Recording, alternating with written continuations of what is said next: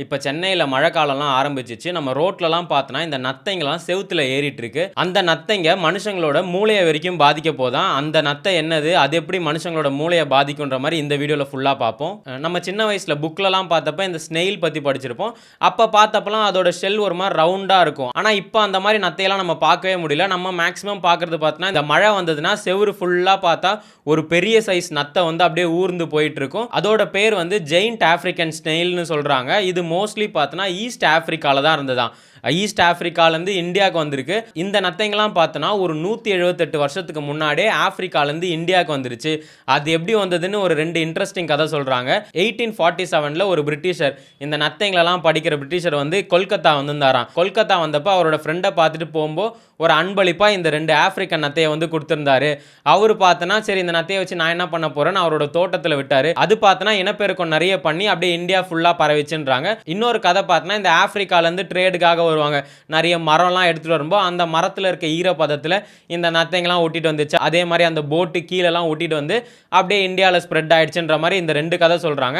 இப்போ பார்த்தோன்னா அது சென்னையிலலாம் ரொம்ப அதிகமாகவே இருக்குது. நம்ம இந்த செவுர்லலாம் பார்த்தோன்னா ஊறிட்டு இருக்கு. அதே மாதிரி கொஞ்சம் இந்த ஈரப்பசம் இருக்க இடம்லாம் பார்த்தோன்னா இந்த நத்தைங்க தான் இப்போ ரொம்ப பெருசாக இருக்குது. இது வந்து முக்கியமாக சென்னையில் இருக்குன்றாங்க. அதுவும் சென்னையில் வந்து இந்த திரிசூலம், பல்லாவரம், அந்த குரோம்பேட்டை அந்த மாதிரி இடத்துல இருக்குன்றாங்க. அந்த மாதிரி சுற்றி எல்லாம் மலைங்க அந்த மாதிரி இருக்க பகுதி. நம்மக்கிட்ட இந்த வேளச்சேரிலையுமே நிறையா இந்த மாதிரி பார்க்கலாம். ஏன்னா நம்மக்கிட்ட வந்து ஐஐடி அந்த மாதிரிலாம் இருக்கும். இது கொஞ்சம் ஈரப்பதமான இடம், காடுங்க அந்த மாதிரி இடத்துல இது அதிகமாக இருக்குன்னு நினைக்கிறேன். ஏன்னா சிட்டிக்குள்ளே வந்து இது இருக்கிறது கஷ்டம்.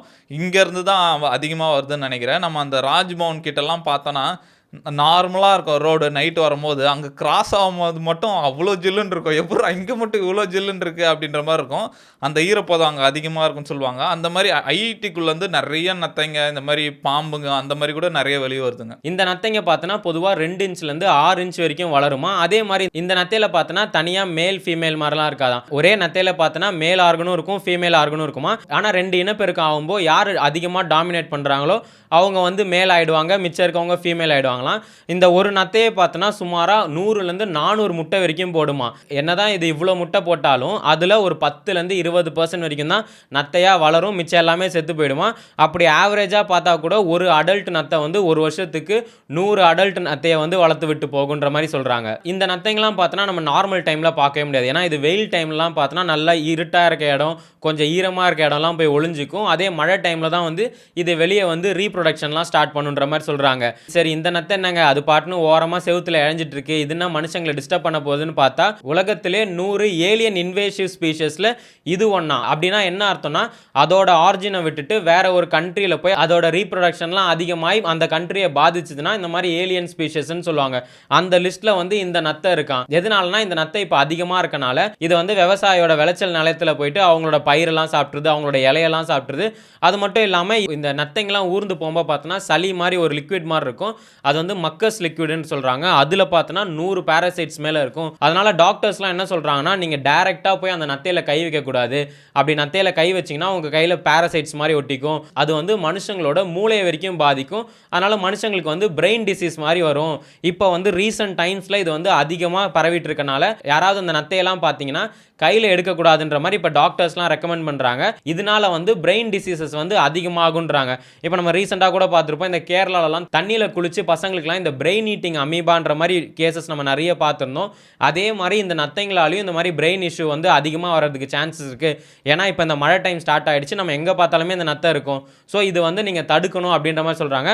அதே மாதிரி நம்ம வெஜிடபிள்ஸ்லாம் வாங்கினா கூட அப்படியே வந்து சாப்பிடக்கூடாது. நீங்கள் வந்து நல்லா வாஷ் பண்ணணும்.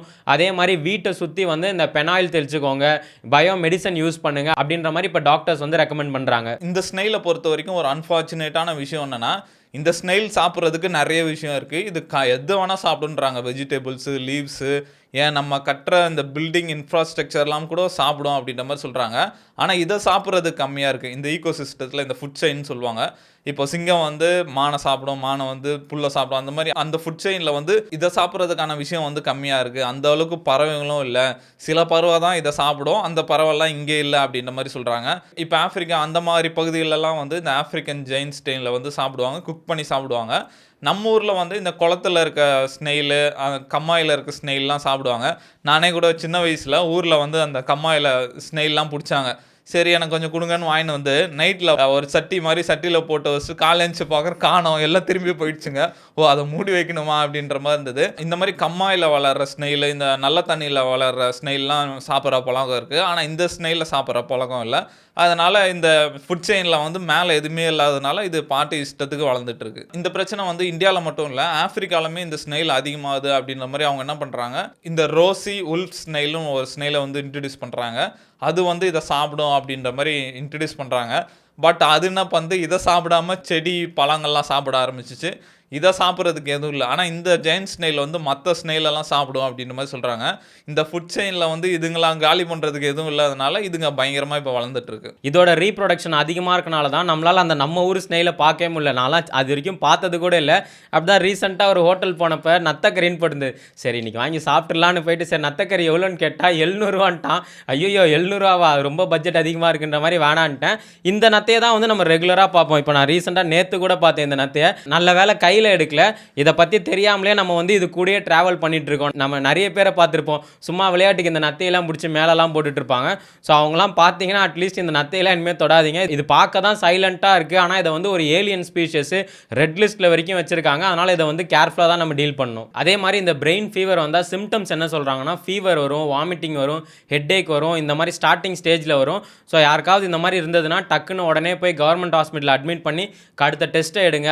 நார்மல் ஃபீவர்னு படுத்துட்டு இருக்காதீங்கன்ற மாதிரி ரெக்கமெண்ட் பண்ணுறாங்க. இந்த பெஸ்டிசைட்ஸு, பாக்டீரியா அதை பற்றிலாம் பார்க்கும்போது நான் ரீசெண்டாக ஒன்று பார்த்தேன், ஒரு ஆன்லைனில் ஒரு போஸ்ட். அதில் என்ன போட்டிருந்ததுன்னா, நம்ம வந்து இந்த பாக்டீரியாவுக்கு ஃபீட் பண்ணோம், அப்போ தான் அது சாப்பிட்டு நம்மளுக்கு ஃபீட் பண்ணோம் அப்படின்னு போட்டிருந்தாங்க. என்னடா இது வித்தியாசமாக இருக்குன்னு பார்த்தா, அது அந்த கட் லைஃப் பற்றி சொல்கிறாங்க. அது ரொம்ப முக்கியமான விஷயமா இருக்குது. நம்ம உடம்புல இருக்க பாக்டீரியா, நம்ம கட்டுக்குள்ளே வந்து ட்ரில்லியன்ஸ் ஆஃப் பாக்டீரியா இருக்குன்னு சொல்லுவாங்க. குட் பாக்டீரியாவும் இருக்கும், பேட் பாக்டீரியாவும் இருக்கும். இந்த குட் பாக்டீரியா வந்து டைஜஷனு, மெட்டபாலிசம், இம்யூன் சிஸ்டம் அதுக்கெல்லாம் இது ஹெல்ப் பண்ணும் அப்படின்ற மாதிரி சொல்கிறாங்க. இந்த குட் பாக்டீரியா வந்து நிறைய ஃபைபர் தான் சாப்பிடுன்னு சொல்கிறாங்க. இந்த பனானா, ஓட்ஸு, ஆப்பிள் இந்த மாதிரி ஃபைபர்ஸ்லாம் சாப்பிட்டு அது ஹெல்த்தியாக இருக்குன்னு சொல்கிறாங்க.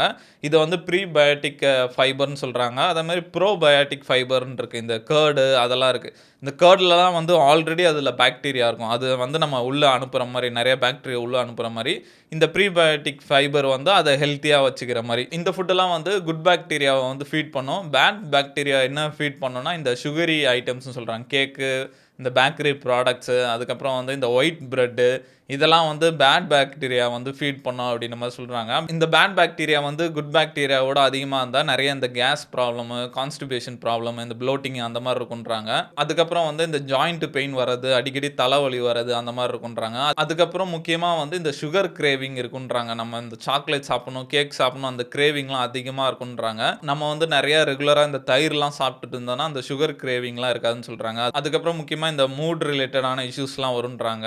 லோ எனர்ஜியாக இருக்குன்றாங்க, இந்த ஆன்சியஸாக இருப்போம் அப்படின்றலாம் சொல்கிறாங்க. இந்த மாதிரி பாக்டீரியாவில் இவ்வளோ மேட்டர் இருக்கா அப்படின்ற மாதிரி இருந்தது. அதே மாதிரி பார்த்தோன்னா இந்த ஃபுட் ஐட்டம்ஸில் இருக்க பாக்டீரியா மட்டும்தான் நல்லது. அதுக்குன்னு வந்து நம்ம இந்த கை கழுவாமல் சாப்பிட்றது, வெளியெல்லாம் போயிட்டு வந்துட்டு ஒழுங்காக ஹேண்ட் வாஷ்லாம் பண்ணாமல் சாப்பிட்டோன்னா அது மூலியமாக பாக்டீரியா உள்ளே போய் என்ன பண்ணுன்னா, நம்ம வயிற்றில் இருக்க அந்த ஆசிடெல்லாம் வந்து இந்த பாக்டீரியா எடுத்துக்கும். அதுக்கப்புறம் வந்து நமக்கு வயிற்று வலி, நமக்கு இந்த லூஸ் மோஷன் அந்த மாதிரி ப்ராப்ளம்லாம் வருன்ற மாதிரி சொல்கிறாங்க. இப்போ மழைக்காலம் வரனால ஒரு அலர்ட் மாதிரி கொடுத்துட்ருக்காங்க. இந்த நத்தையெல்லாம் வந்தால் கையிலலாம் எடுக்காதீங்க. அதே மாதிரி ஏதாவது வெஜிடபிள் ஃப்ரூட்ஸ்லாம் வாங்கினீங்கன்னா 1க்கு 2 வாட்டி நல்லா க்ளீன் பண்ணிட்டு சாப்பிடுங்க, நல்லா குக் பண்ணிட்டு சாப்பிடுங்கன்ற மாதிரி. இல்லைனா ஏதாவது பிரெயின் இன்ஃபெக்ஷன் வந்துடும் அப்படின்ற மாதிரி இப்போ டாக்டர்ஸ்லாம் ரெக்கமெண்ட் பண்ணுறாங்க. நீங்கள் இந்த ஆஃப்ரிக்கன் ஜெயின் ஸ்னெயிலை பற்றி என்ன நினைக்கிறீங்க? உங்கள் ஏரியாவில் இந்த ஸ்னெயிலாம் பார்த்துருக்கீங்களான்னு கமெண்ட்டில் சொல்லுங்கள்.